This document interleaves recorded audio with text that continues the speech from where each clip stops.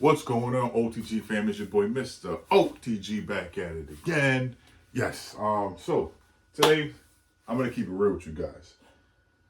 Let's talk about doing a job with multiple colors, right? This video is for the starters, right? All my guys who just and ladies out there, sorry, who just started recently doing printing T-shirts, or may not be recently, but you guys have been doing it for a while, and you're still in the vinyl stage, right?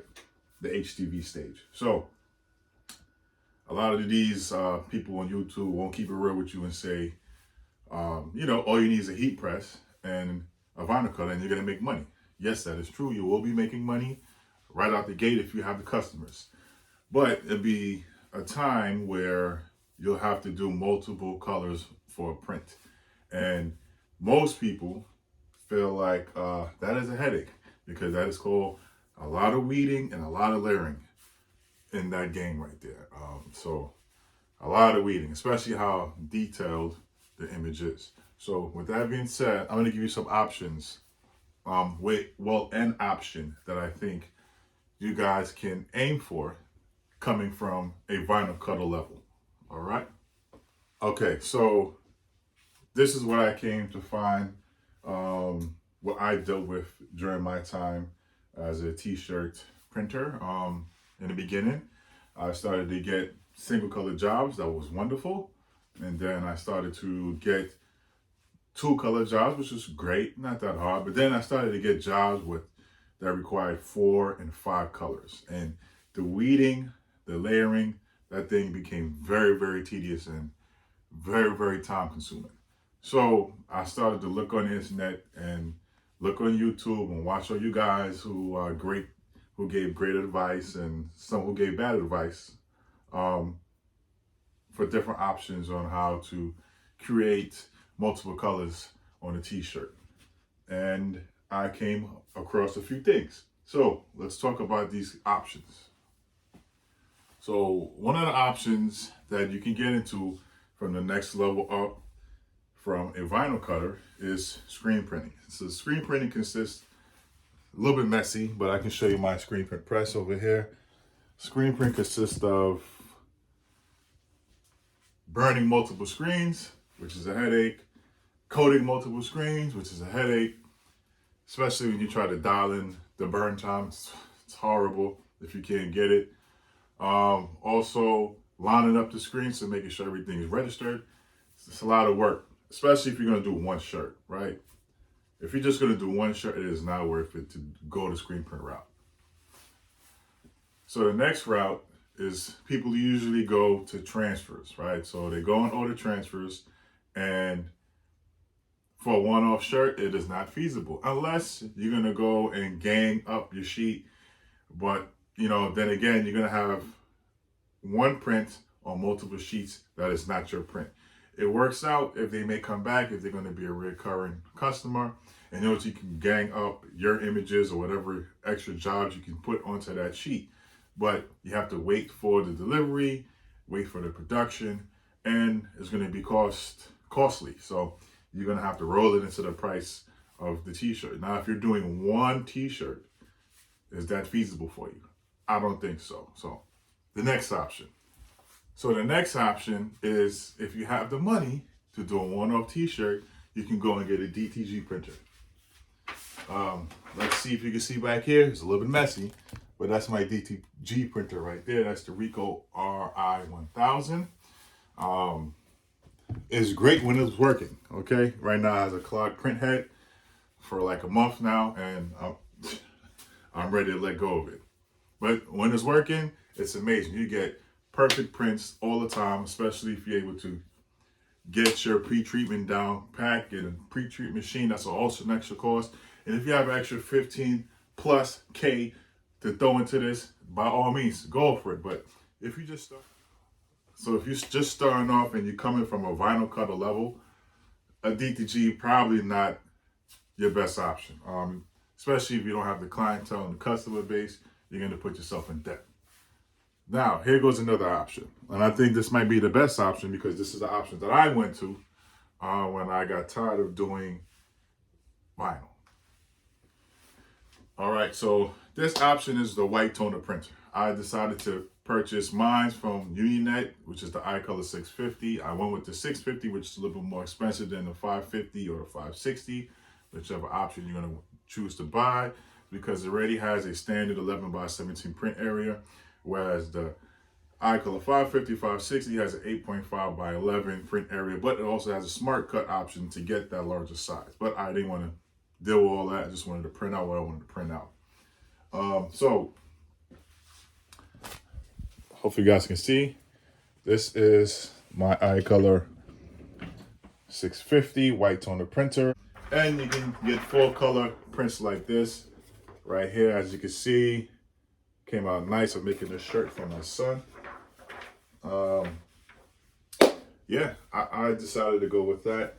One very important thing is you gotta invest in your business when you're moving up with machinery. So if you decided to go and get a white toner printer, if you decided to go and get a DTG printer, even if you decide to get a screen print press and don't buy a conveyor dryer, you're gonna need a very good heat press, which is why I have here the Fusion IQ.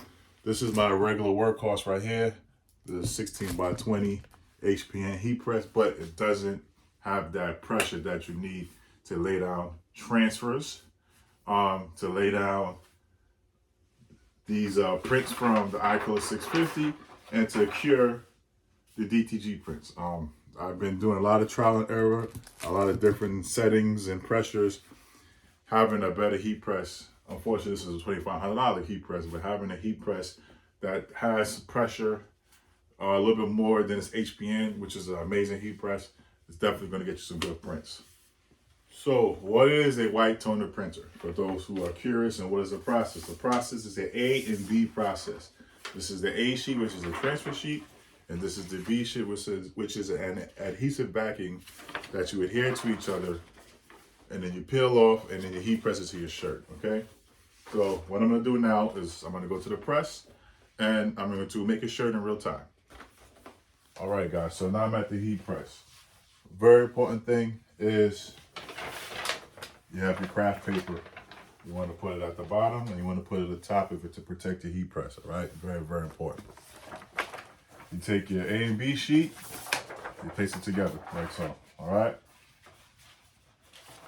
I like to stack it up, and I place it like this. Making sure the adhesive is there. Take the other craft paper, put it on top. And then we're gonna heat press this thing for 310 degrees for 120 seconds. So we'll be back. All right, so just finished. This thing is very hot, so make sure you wear some gloves. Sorry, my camera angle sucks. I know, but you know, I should work on getting a stand or something like that. What we're gonna do, got a glove here, peel it while it's hot, right? Very, very important thing is you pull it in a slow motion like this, evenly in one swoop, okay? That's very, very vital to the success of this. Got it like this, and you start pulling, okay? There we go, voila. Yes, I used up a lot. There we go. Yes, I used up a lot of, well, not used up, but wasted a lot of this sheet here, but just for the video. It is what it is. Didn't feel like going into any applications and build up something while I'm just trying to do a video. So, like I said, we're gonna do this in real time, all right? So now I have it like this. It's printed out, you can see, full color transfer. It looks dope. Let me get my scissors so I can cut around. Very important because all of this right here is glue. So you wanna cut around the image so you can cut it out and place it onto your shirt.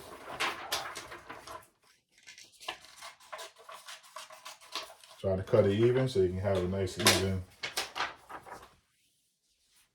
image so you can put it on your substrate. Always preheat your garment.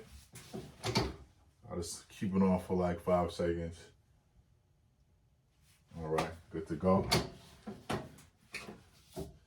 What I like about this Hotronix Fusion IQ is that it has settings built in to where you can keep your heat press settings and pressure as you want it.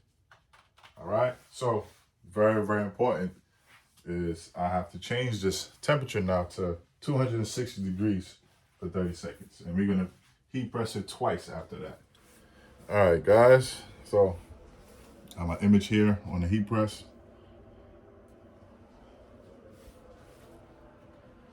You have to use another craft paper on top of it. And then it's a cold peel, all right? Make sure your pressure is good.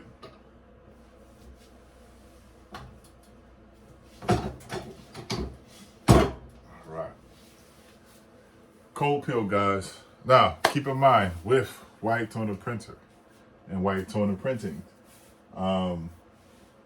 sometimes the feel is a bit papery, but if you rasterize the image appropriately, add holes or lines or whatever you want to do, you know, it give it some breathability and it makes it feel better.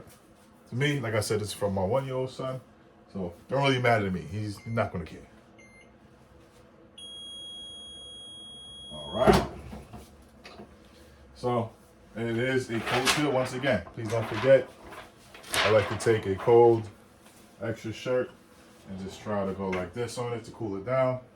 Okay, I'm gonna do this here because this is the best angle I can get. So, very important step for removing the transfer sheet is you get an angle and you go smooth, like so. You go low and go smooth, okay? Just like that. All right, and here we go. You see everything is removed.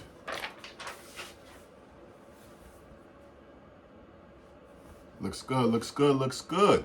All right, now for the final step, I'm gonna go to the heat press and we are going to seal it in for another 30 seconds with the T-seal sheet. All right, so this is a T-seal sheet. I kind of showed you guys in some videos in the past of me doing tutorials on the iColor. I don't know if you guys can see, it has some little ridges inside of it. This increases the washability as well as the breathability. Well, not really so the breathability, but the washability and the feel, all right? So you're gonna heat press this down again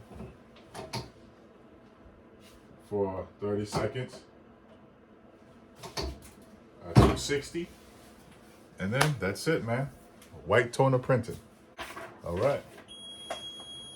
This, you can just take it and lift the sheet up. Voila. And here we go in the shirt. This is white toner printing using my iColor 650. Another alternative, rather than using HDB vinyl, if you got the means and the funds to do so, it would definitely step your game up from doing vinyl prints. Like I said, if you guys are interested, you can go and look up where to buy them. They're all over the place now. There's different variations of a white toner printer. It all depends on which one you want to go with. But I chose to go with iColor 650. I like Uninets. They respond very well when I have any issues. For me, the hard part, those of you may see videos on, is not the A&B process, actually the printing process. The printing process for me, finding the correct settings was a bit rough, in my opinion. I wasted a lot of sheets. But once I found out the correct settings what works for me, the A&B marrying process was the piece of cake. And understanding that you need a good heat press, a quality heat press with some pressure, some real strong pressure, is going to make you have a successful business doing white toner printing, like so. Anyway, it's your boy, Mr. OTG. You guys have a good one. Keep pressing and keep getting to that money. Peace.